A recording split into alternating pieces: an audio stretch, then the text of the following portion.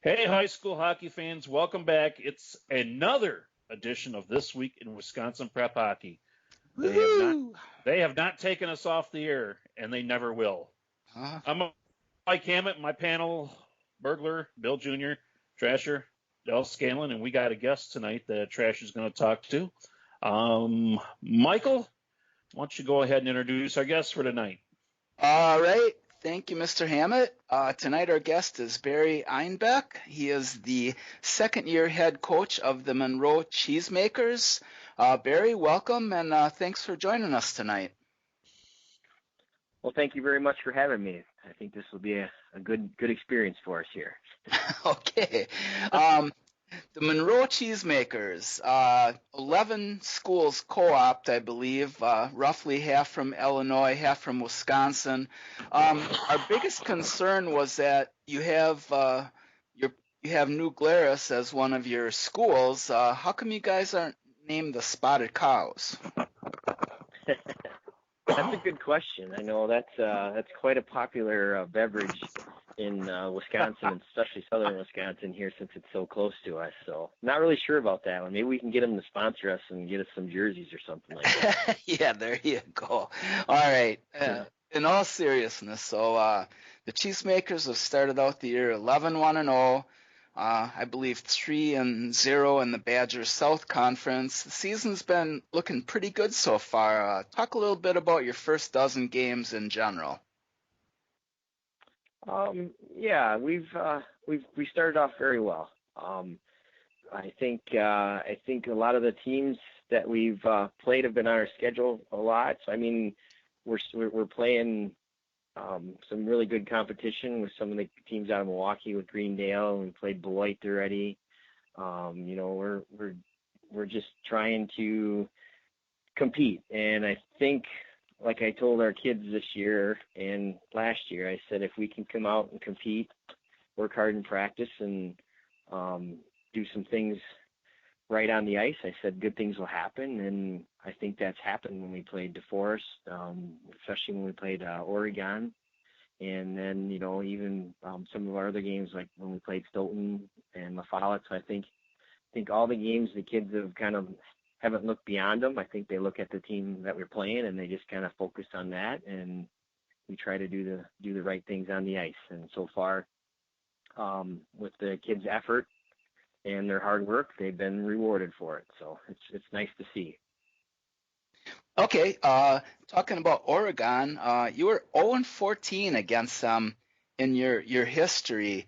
How did it feel to get that monkey off your back with a win?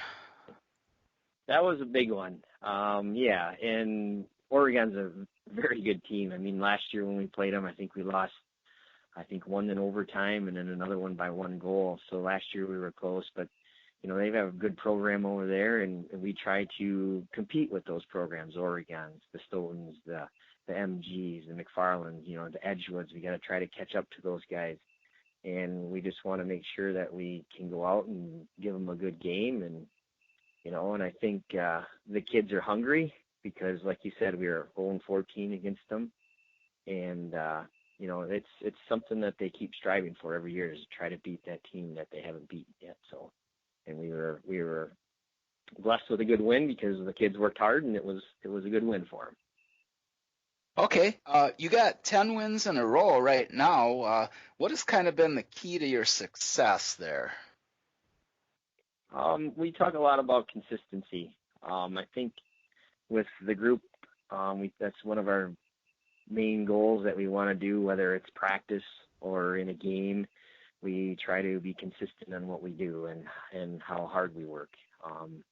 We don't want to take shifts off.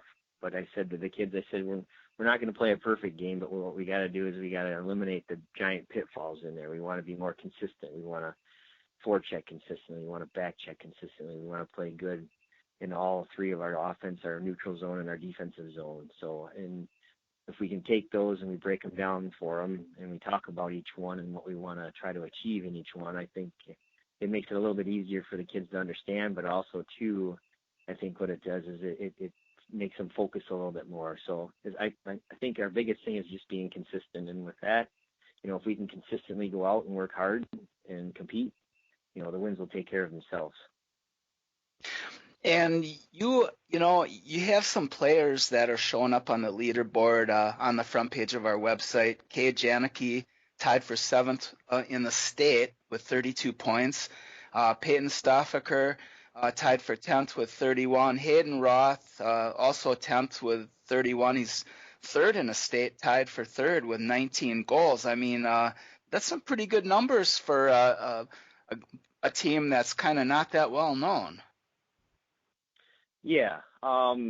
Just to start off with Cade. Cade is when he was a freshman with us, he was our leading scorer then, but then he took his sophomore year off and went and played for the Capitals, and then we got him back this year. So I think, the year with the Capitals probably helped him out a little bit, but he's a good hockey player.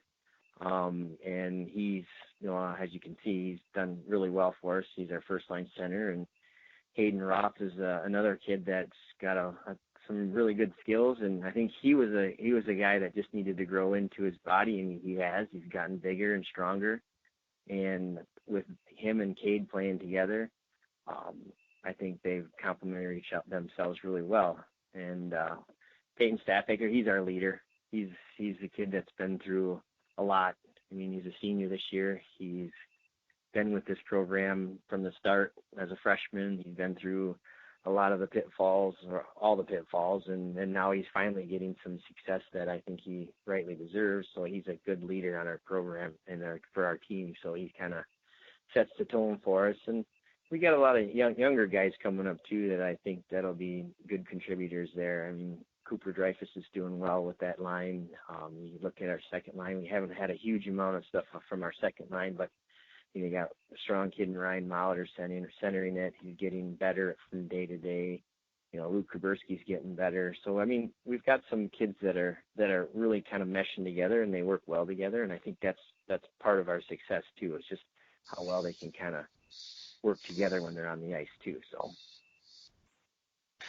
And Cade Janicki, by the way, was Player of the Week for Wisconsin Prep Hockey in the first week of December. So that's pretty cool stuff. A couple other names that I'd like to throw out there to help provide senior leadership. Senior defenseman Jared Dillon, he's got 15 points on the year.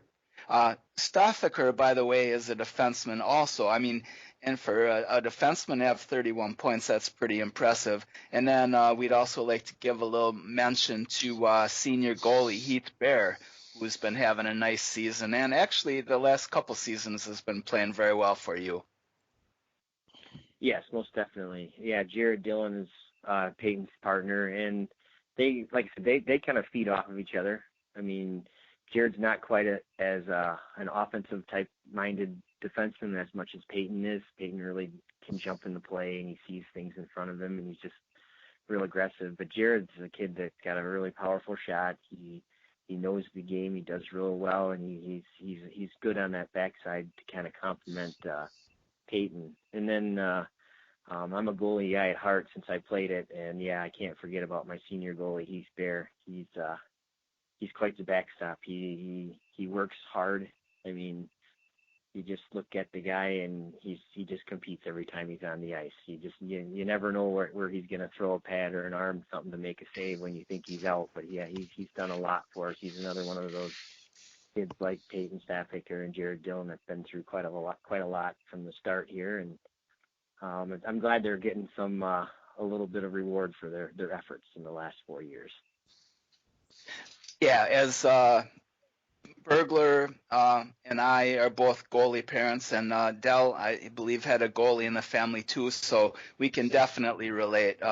Nice to see the netminders get a little pub, you know. You guys, okay, so as I mentioned on a story that I wrote the other day, the season's about halfway over. I believe on January 8th, which would be Wednesday, the season's at its halfway point. And so are you pretty much. You got 12 games left, and you're kind of coming into the tougher section of your schedule.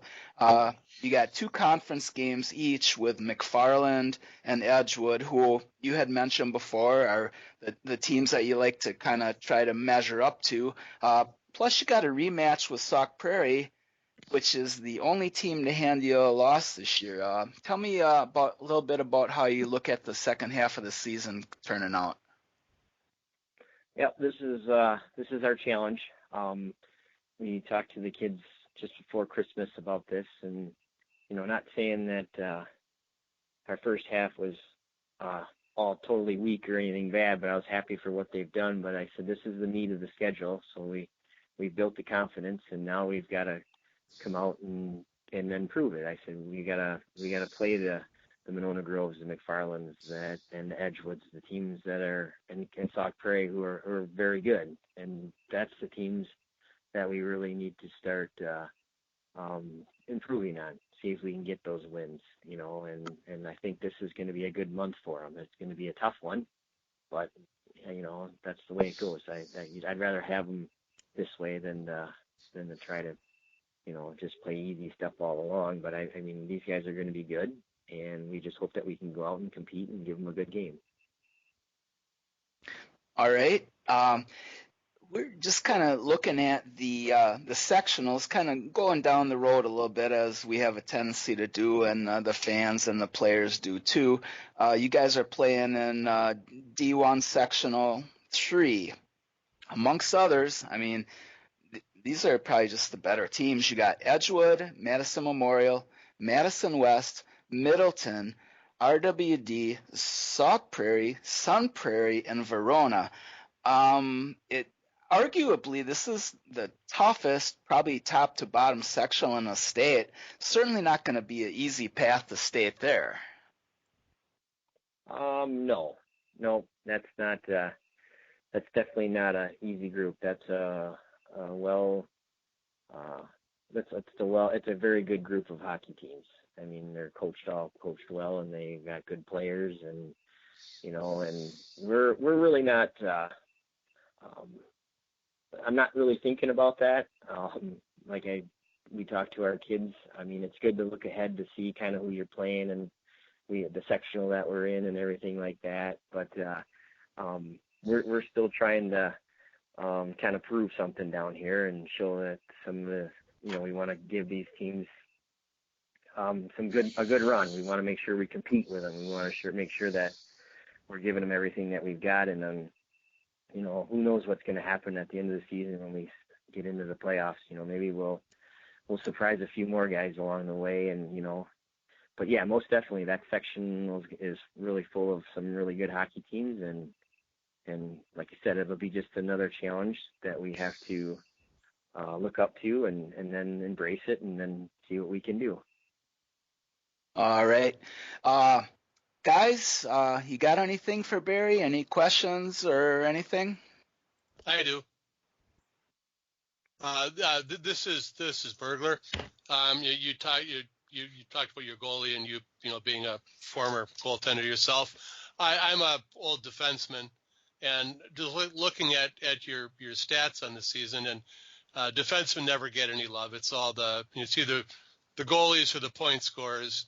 But with the exception of that game against Sauk Prairie, which is a huge outlier, I mean, your team has done a very good job of limiting shots on goal. I think outside that one game, I mean, the 26 shots is like the most you've allowed in a game, and they're usually lower than that. Several games under 20. I mean, can you talk a little bit about your defensemen? Because nobody ever talks about defensemen. Sure.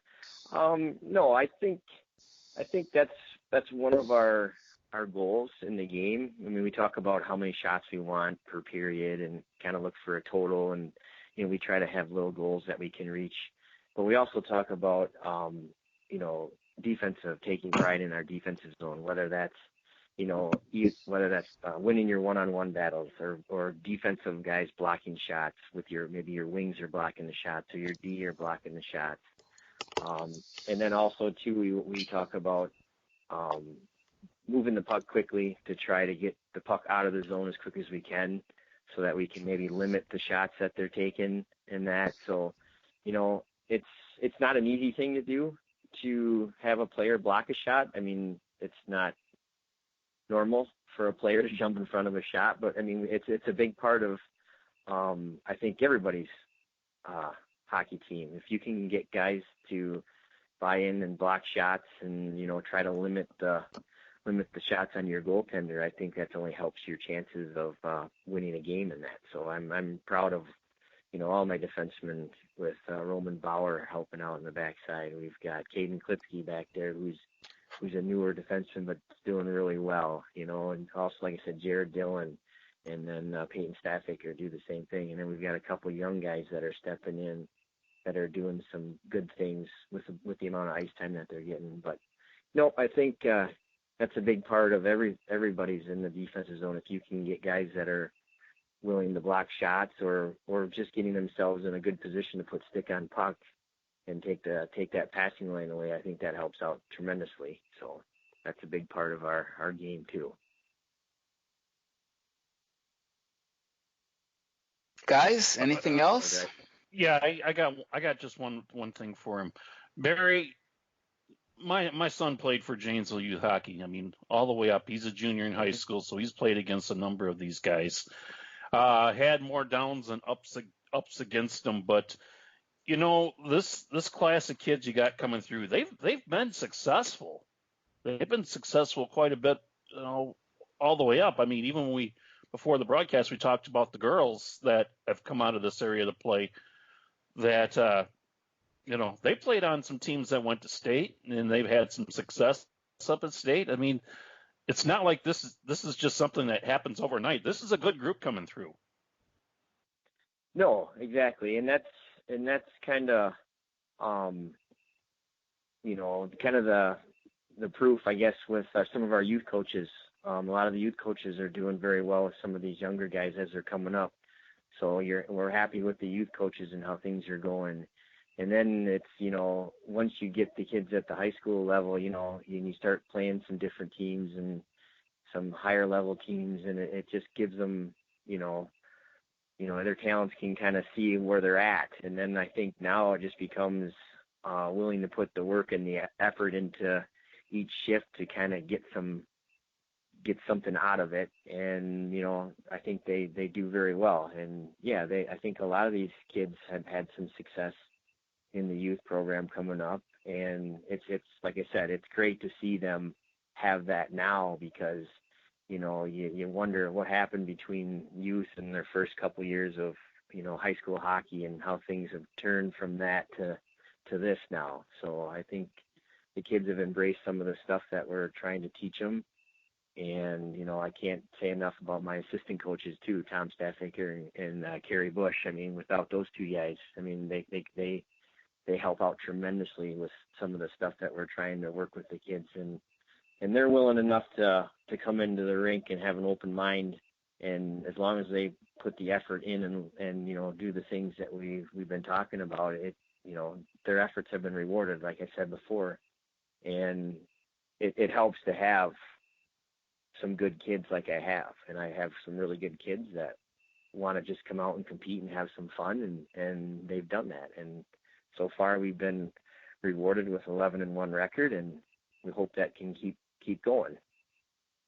Barry, have you guys created a buzz down there, over there in Monroe? I mean, are people talking about the hockey team?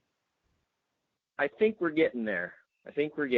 Yeah. I think, I talked to my AD, and he's hearing some good things from different people, and I have other friends down in the area that are saying nice job and things that we're doing. It's good to see that. So yeah, I think it's slowly getting around to everybody, and we're getting a few more people at our games, which is good. So I think the word's getting out, and hopefully it'll just keep rolling. And we appreciate all the support. We get a little love from our local radio station here, Big Radio.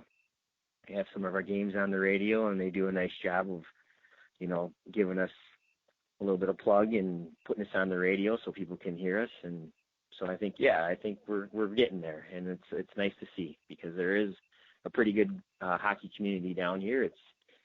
It's nice that they're getting a little bit of reward out of it now. All right. Del, Junior, got anything? Any questions? No, I think you guys hit everything. Well, maybe not everything, but we tried our best. So, Here's the scoop. Monroe, first 7 seasons of existence, 26, 124, and 2. A high of 8 wins during the season. This year, 11-1. I think that says a lot. We congratulate you on your season so far, and we wish you the best of the luck in the second half of the year, Barry. Well, thank you very much, guys. I appreciate having me on and talking a little bit about Monroe hockey, and I hope we can keep doing the same thing what we're doing down here. So thanks a lot. All right. That's been Barry Einbeck of the Monroe Cheesemakers, off to 11-1 start down in the Badger South, and the talk of the southern part of the state. So, MJ, I'm going to turn it back to you. Okay, thanks a lot, Michael, and thanks to Barry Einbeck for taking the time to chat with us. Our games of the week this week we had, well, I was at both of them. And on Thursday night, I got the chance to go see Beaver Dam play Wanakee. And these two teams played to a 5-4 Wanakee win the last time they played. And Wanakee scores very late to win the game. So looking on paper, you're probably saying, you know what, look at Beaver Dam. They got quite a few wins, and Wanakee is just a very solid program. So you think that maybe on paper that these two teams are going to have another matchup like that? No, it wasn't that way. Wanakee jumped on Beaver Dam early in this game, up 7-0 at one time, and cruised to a 9-2 victory over at Wanakee's rink, the Ice Ponds at Wanakee. And we had Isaac Nett, I believe we were talking about earlier. He was in our notes of things about his game. He had a huge game that day with a hat trick and some assists, and was very instrumental in that big 9-2 win over the Beaver Dam. Other game of the week was the Rock County Fury taking on the Warbirds out of Fond du Lac. Rock County Fury won this game 3-1, but I'll tell you what, I was impressed with the Warbirds, guys. And the reason I was impressed with the Warbirds, they only have 12 players, but all 12 of those players, I mean, they work hard and they skate hard. And they made a game that's with a short bench. They made it very competitive. They got the lead, and we're holding on to it. Their goaltender, who was a freshman, I don't have her name here in front of me, but she was great in that game. I mean, she stopped chance after chance after chance. And, finally, Annika Einbeck, of all people, scores a goal to tie it up. And in the second, it was 1-1 after 2 periods. And finally, the Fury may have wore them down a little bit, and they got a couple goals and had to hold on during the final minutes because of a penalty taken. But they win 3-1 in that game of the week. Very exciting game. But Fury's a good team, but I'll tell you what, I was very impressed with Fond du Lac for having only 12 girls, how hard they play for those 12 girls. And it was a very entertaining game. It was a little bit more entertaining than Thursday night's game. Would that goalie perhaps be Haley Shear? That's her. Okay. That's her. She was very, very good in that game. And as I said, Annika Einbeck came down with a shot, and she just beat her far side off the post. And, she had a lot harder chances in the game and was able to make a lot of stops through traffic. But, I think the Fury just had enough in this game to get by. But, I give a lot of props to the Warbirds. They played hard. And in your boys' game, I'm just disappointed that Mr. Nett is not a goalie. He really should be. Well, I can't help you there. But I did talk to Coach Eric Olson about his team, and they're going with their goalie right now. Their main goalie is hurt, and they're going with their second-string goalie, and he's done very well for them for quite a bit of the season. They're going to get their goalie back here in a couple of weeks, but the young man that's filled in at that time has really played well for them, and Eric's very pleased with that. Let's move on to the Wyndham Garden Inn of Fitchburg Players of the Week. Burglar, you've got a girl and you've got a boy. Winner. I do. And we like our players of the week, and we love the Wyndham Garden Inn of Fitchburg. That is the official state tournament headquarters of Wisconsin Prep Hockey. On the girls' side, we have, I was going to ask you for pronunciations. Do we go with Kia or Kaya or Kaya. Kaya? Pardon me? Kaya. Kaya? It could be like, Hawaiian, where they pronounce every vowel, where it's Kaya. Okay, Kaya. Well, Kaya Bronston. Sorry, Kaya, for murdering your name. Kaya Bronston from Onalaska. It was short week. We'll call it a short week, even though it was 7 days like every other week. But after holiday tournaments, there weren't a whole lot of games played last week. So she only played in one game. But she did a lot in that game. She had 4 goals and 4 assists in 11-3 win over Brookfield. So Kaya Bronson is our girls' Wyndham Garden Inn player of the week. On the boys' side, we have Jackson Henningsgaard of Amory. They actually played in 2 games, Amory did. And he had 4 goals and 2 assists in a 7-3 win over West Salem. 2 of the goals were shorthanded during the same penalty. That's something that doesn't happen every day. And he had didn't have any goals, but 2 assists in a 4-1 win over Reedsburg, Wisconsin Dells, which broke Dell's heart, obviously. So Jackson Hemingsworth of Amory and Kia Bronson of Onalaska are our Wyndham Garden Inn players of the week for this week. And Webb Jr. is working on little special mementos to send out to our players of the week, and someday he'll have those ready. Is that in the budget? It's been budgeted and purchased. Okay. Good 3D enough. printers, so we can make special little doodads for our players of the week. Sounds good. Let's talk about our top 6s. They've heard enough about Monroe hockey and also players of the week. There's a lot of guys out there wanting to know top 6. Did we make the top 6? Well, Bill Jr., who's probably just going to be working during the next election somewhere. He's going to be one of those people registering people because he's good at that stuff. And the votes are in, and he's counted them up and going to let us know. What do you got? Well, the girls' top 6, I believe, is exactly the same as it was last week. Eau Claire area, Central Wisconsin, Cap City, Madison Metro, Fox Cities, and St. Croix Valley are your 1 through 6. I don't believe that changed at all, which may or may not be good, depending on your point of view. Boys, Division 2, Fond du Lac Springs and Northland Pines are still 1 and 2. Waunakee and Hayward are 3 and 4, and McFarland and Superior are 5 and 6. Boys Division 1, Verona is number 1, Notre Dame is number 2, Wausau West is number 3, that's the same as last week. Arrowhead and University School switch places, Arrowhead at 4, University School at 5, and Hudson moves into the number 6 spot. Honorable mention this week for Division 1 is Chippewa Falls.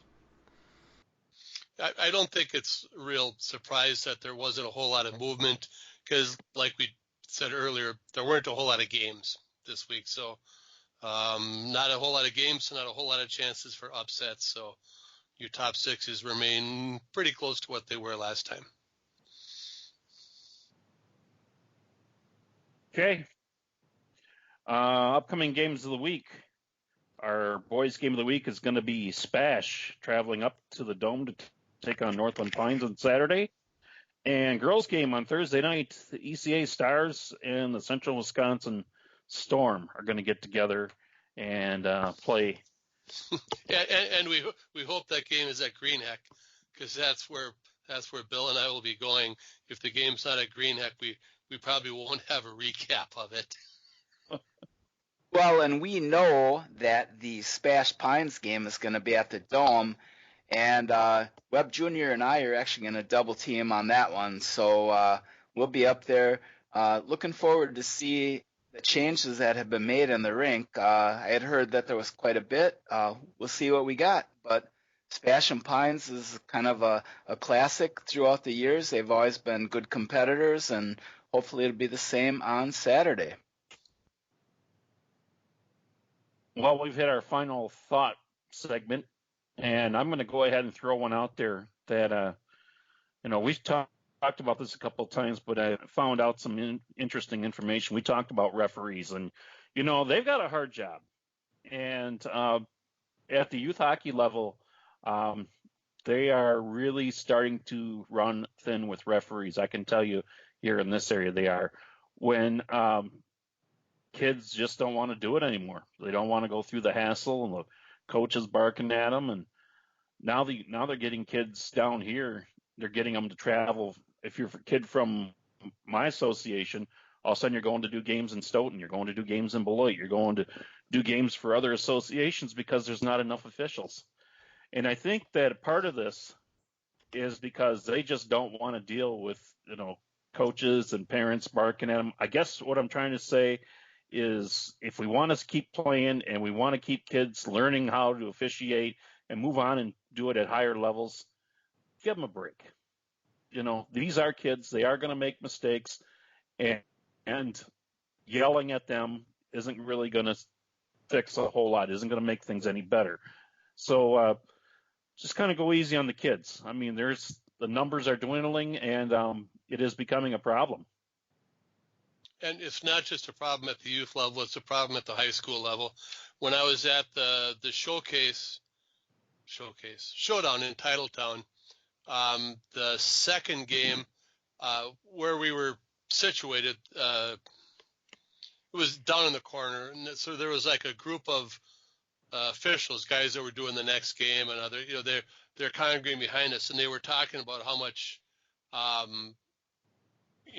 traveling they're doing to do games because so many areas are having a hard time getting officials for games. And so it's at the youth level, it's at the high school level. I mean, it's gotten to the point where I believe the state legislature has actually got a bill where they're talking about, making it a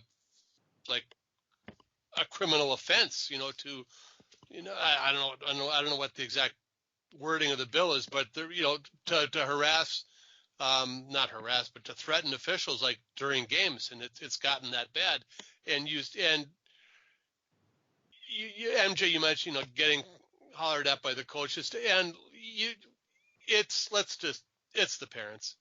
And you see it, you can go on YouTube or whatever and look at, and it's not just hockey, it's all sports. I mean, it's like Little League Baseball. You got parents, going onto the field and assaulting umpires and it's like parents have just gotten out of hand. There was about 10 years ago, the thing was helicopter parents, parents who hovered over their children to, try to smooth things out. Now they call it snowplow parents, where the parents just go in front of the kids and just kind of block anything in front of them that may hinder their kids' progression. So it's just, I saw it somewhere, a little sign. I haven't seen it in a rink, and it was like a little thing that you should check off. If you go to a hockey game, today I am going to be and you check one, a parent, a fan, a coach, a referee, or a player, and you're only allowed to be one. Okay? If you're a parent, obviously your job is to encourage your kid. If you're a fan, your job is to encourage the team. If you're a referee, then your job is to actually enforce the rules. So you can't be a referee if you're a parent up in the stands. You can only be one of those things. If you're a parent in the stands, don't be a coach, don't be a referee. Just encourage your kid. Other than that, shut that up. You can be one. Well, I think you can be one thing at a rink. You can't be a parent, a coach, and a referee all at the same time. One thing. That's it. That's all you're allowed to do. I think one of the biggest problems is the fact that every parent thinks that their kid is going to be an NHL player and they want to be treated accordingly. And let's face it, that's not the way it is. a lot of kids that play youth hockey and high school hockey that just don't go on to that level. I mean, the chances are, not very good. So I guess that's my point of relax, like Aaron Rodgers would say. How does he spell relax, Bill? ROLAIDS? That's roids. Oh, sorry. But yeah, I guess I struck a nerve with you. I mean, I was just trying to, throw a final thought out there. Oh no, really. I mean, anybody. You've been an official though. Yeah, I have. In fact, well, and I wasn't going to do this, but I'll tell you how I became an official. I was a coach, and it was during Antigo hockey days, which everybody, all the former, everybody comes to these. It's like big showcase for the youth association, and we had these two brothers reffing, and we were playing a team from Michigan Michigan teams are known for kind of a little rougher style of play. And I didn't think our officials were, necessarily, doing their job and enforcing the rules, since they were, skating around with their hands in their pockets because it was kind of cold. And I actually said something inappropriate to one of them rather loudly. And his mother, who was in the stands, made a comment to somebody else. Well, he's a hockey player. He can skate. Why isn't he an official? And I had no comeback for that because, yes, I was playing on our men's team. I played hockey as a kid. I knew how to skate. I had no comeback for that, so I took the test and became an official. And I did that for many years. And actually, the guy who was our head of officials actually ran the baseball umpires thing, and I told him, I really, got towards spring, so I really miss having people yell at me and tell me what an idiot I am. So maybe I should look at umpiring, baseball during the summer too, so I can hear it all year round. So I did. I did both of those. But yes, and I know they're short on officials, and something in the back of my mind says, maybe they need you out there. But no, I'm a fat 62-year-old man. They don't need me out on the ice now. But we need more officials out there, and the biggest hindrance to that is all the idiots yelling at them in the stands. I mean, you get tired. It doesn't bother me as much because I don't really care what other people think. But, young kids, they do. They hear people yelling at them. It gets to them. So just don't do it. Exactly, Burglar. I think that how many 13, 14, 15-year-old officials that have an idea of maybe moving on and doing this for many years get completely turned off by either coaches that totally rag on them or a bunch of crap coming down from the stands. I mean, it's got to be crazy. And for a kid that's a teenager, totally unacceptable. I mean, we all know, Wisconsin prep hockey's, favorite official. Nikki Clays, granddaughter of me, niece of Webb Jr. But she has the proper mindset that, she also doesn't care what people think, and she can do that. And like when I was reffing and I heard somebody yell, about this call, and I think, oh, you think that one was bad? Wait till you see this next one.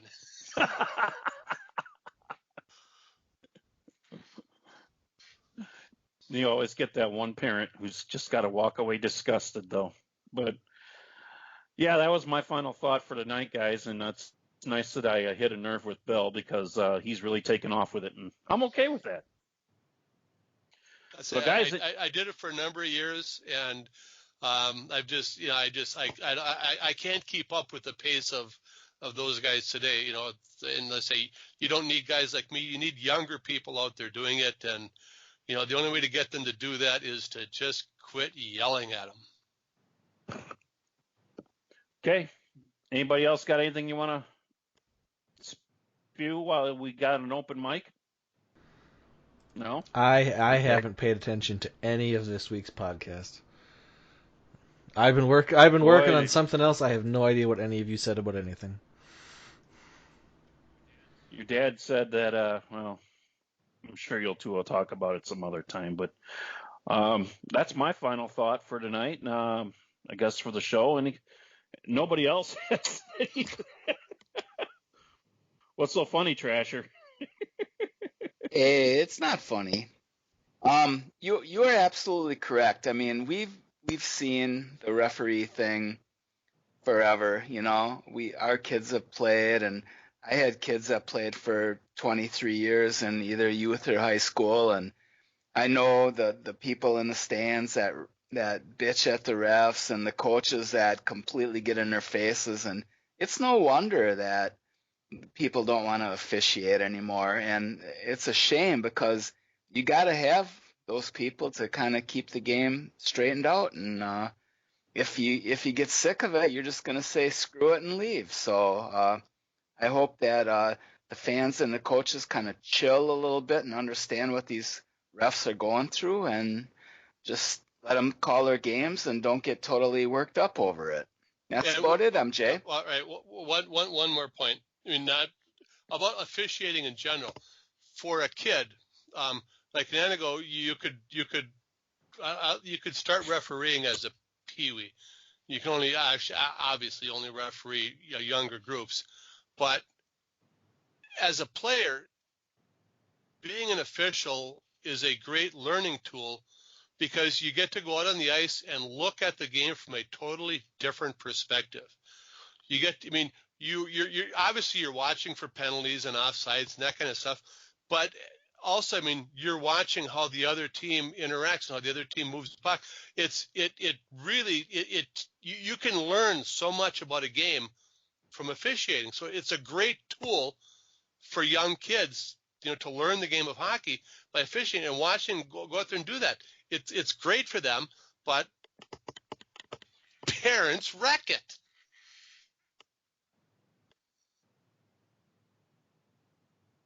I'm done. Okay. All I get to say is amen, brother. You nailed it. Exactly, as always. All right, guys. Time to get going. I think people have heard enough of us. So once again, I want to thank Barry Einbeck for joining us and taking time out of his Monday night. So for Trasher, Bill Jr., also Del Scanlon, I'm Mike Hammett. We'll see you next week, or you'll hear us next week on This Week in Wisconsin Prep Hockey.